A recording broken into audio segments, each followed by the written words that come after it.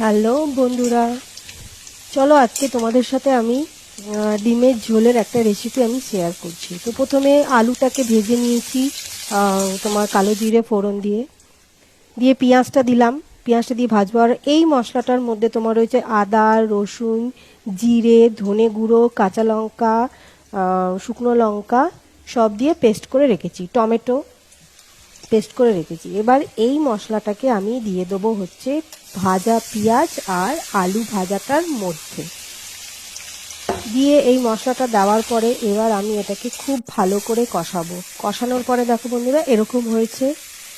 এবার দিয়ে দেবো হচ্ছে ভেজে রাখা ডিমগুলো, দিয়ে একটু নাড়াচাড়া করে জিনিসটাকে, এবার এর মধ্যে নুন হলুদ সবই দিয়ে দিয়েছি।